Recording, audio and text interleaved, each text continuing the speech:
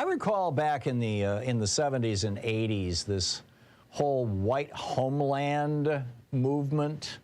This ultimately led, in my mind anyway, to Tim McVeigh and Ruby Ridge and Waco and David Koresh and all that kind of stuff. I mean, there weren't specifically necessarily parts of that, but it was this whole white supremacist movement and whatnot. And now it seems that even the Republican Party has been taken over by this, but there's this huge movement in the state next to us. I'm broadcasting from Oregon, and Idaho.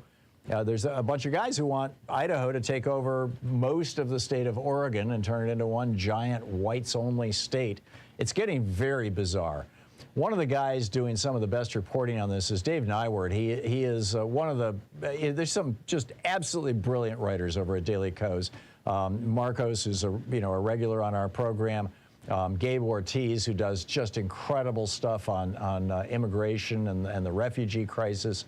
Mark Sumner, who has been all over, in particular recently, the situation in Ukraine, but just a genuinely brilliant writer.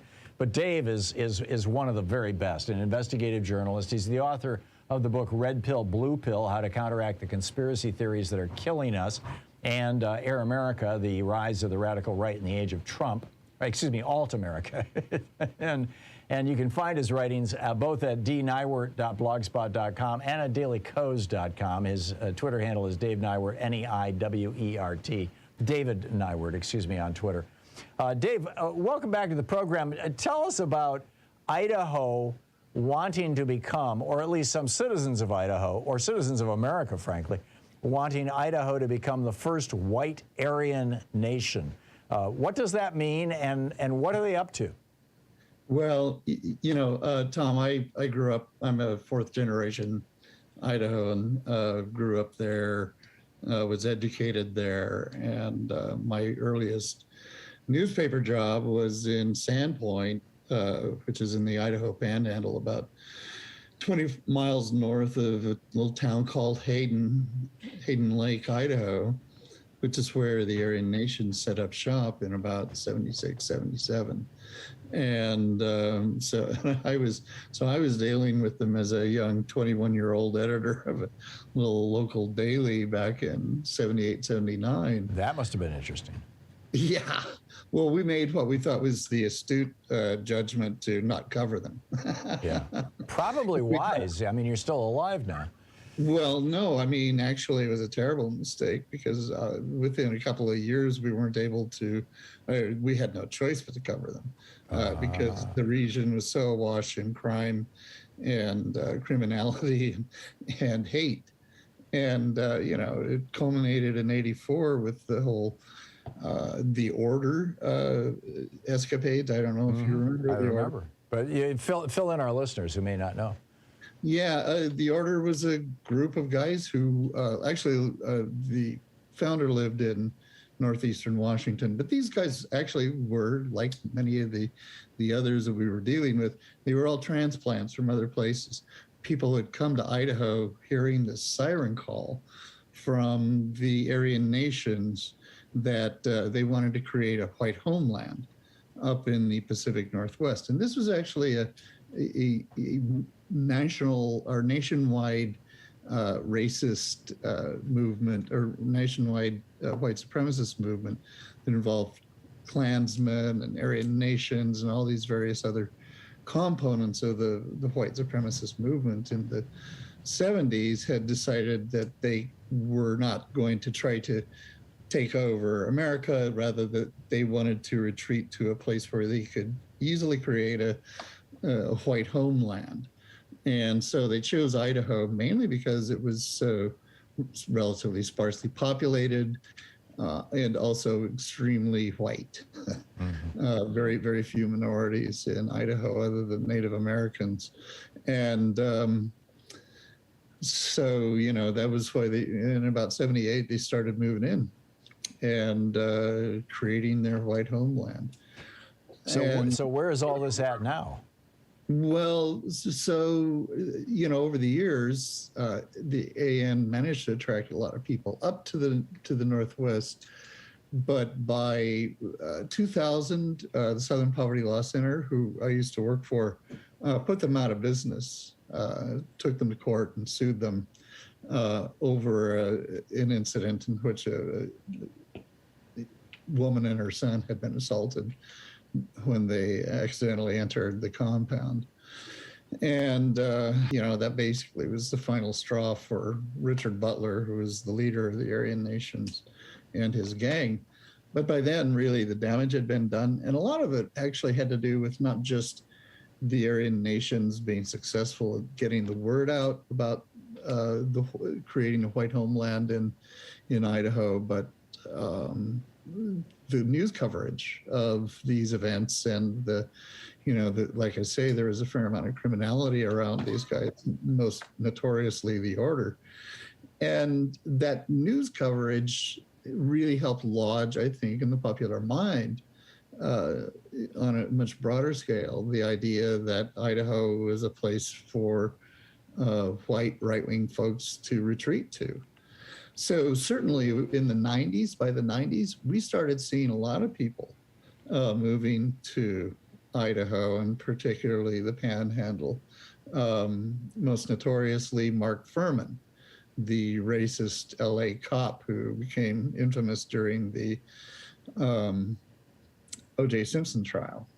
He was revealed as having incredibly contemptuous attitudes towards African Americans, and that had a huge amount to do with why, the jury found Simpson not guilty.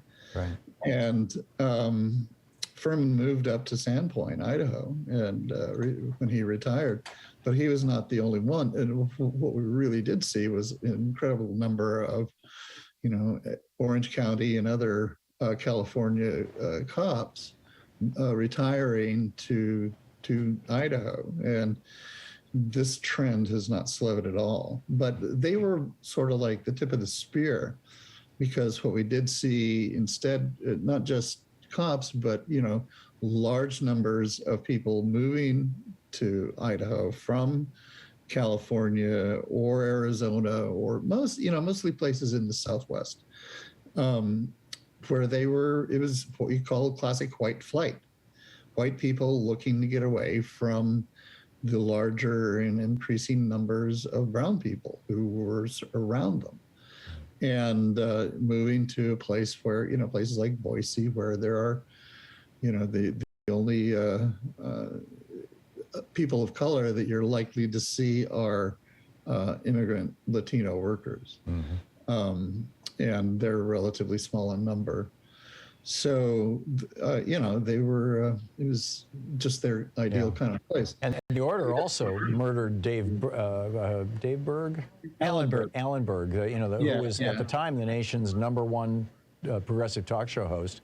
Machine gunned him to death in the parking lot of his radio station back in the day. That's correct. In Denver. Yeah, and that was their most infamous act. They also robbed a bunch of banks and committed what was still the world record armored car robbery. It's grim stuff. We're talking with Dave Neiwert, the investigative reporter and a writer over at dailycoast.com, among other places. Dave, we just have about 2.5 minutes till we hit a hard break. Where is this movement to create a white ethno-state in Idaho at right now? Well, it's really come roaring back in a big way. That's, basically, as Idaho has become more and more right-wing, it has attracted more and more numbers of these people who are dedicated racists. And in recent years, we had like there was a group of guys who were Marines who were planning to commit acts of terror, and were targeting the electrical infrastructure so that they could take down the power grid to go and assassinate their political targets. And these were guys who moved from Pennsylvania and North Carolina to move to Boise to try to use that as their center of activity. We also, of course, saw the recent arrests of 31 Patriot Front members who tried to create a riot at the Coeur d'Alene Pride event. So, and those were just a couple of the incidents. We've had a large number of incidents involving these guys who are these dedicated racists who are moving to Idaho and saying, hey, everybody come move here with me. We're going to create our white homeland here. And it actually has really changed the real life politics of the state to the point that now the Republican Party has been completely overtaken by this extremist far-right patriot element. Does that extend all the way up to the legislature and the governor, or is this all at local levels? No, it's not. It includes the legislature, the current Secretary of State, the current Lieutenant Governor, and now, yeah, they've elected a bunch of them here a bunch of them won their races in the May primary in Idaho. And some of them lost, but then promptly turned around and took over the GOP apparatus, the GOP Central Committee for Idaho in the state. So they're actually running the Republican Party in the state. Whoa. The governor is one of their people.